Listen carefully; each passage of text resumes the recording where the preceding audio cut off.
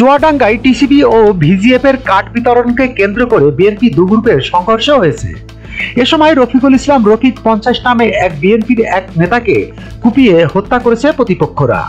এ ঘটনায় উভয় পক্ষের 12 জন আহত হয়েছে। শনিবার 8 মার্চ বেলা 11টার দিকে চুয়াডাঙ্গার তিতুদোহা ইউনিয়ন পরিষদে এই সংঘর্ষের ঘটনা ঘটে। রফিকুল ইসলাম রফিক চুয়াডাঙ্গা সদর উপজেলার তিতুদোহা গ্রামের আব্দুর রহিমের ছেলে। তিনি তিতুদোহা ইউনিয়ন বিএনপির সাবেক সাংগঠনিক সম্পাদক ছিলেন।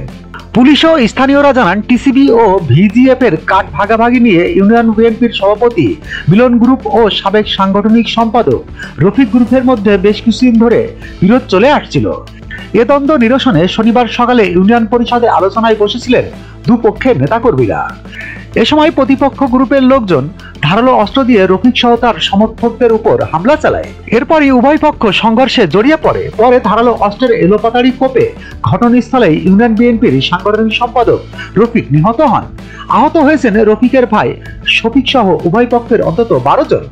দর্শনা থানা বিএনপির সভাপতি খাজা আবুল হাসনাত জানান, বিএনপি একটি বড় দল, এখানে নেতৃত্বে লড়াই থাকবেই, মতভেদ থাকবে, তাই বলে কাউকে মেরে ফেলতে হবে এটা কোনোভাবে মেনে নেওয়া যায় না। এ ঘটনার সঙ্গে জড়িতদের বিরুদ্ধে অবশ্যই কঠোর ব্যবস্থা নেওয়া হবে। এ বিষয়ে চুয়াডাঙ্গার অতিরিক্ত পুলিশ সুপার কনক কুমার দাস জানান, দলীয় অন্তর্দত্তের কারণে এ ঘটনা ঘটেছে বলে প্রাথমিকভাবে জানা গেছে।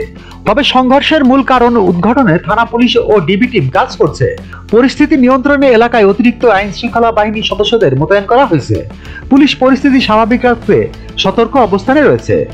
এসবিডি 24 সত্য প্রকাশে প্রতিশ্রুতিবদ্ধ। চ্যানেলটি সাবস্ক্রাইব করুন।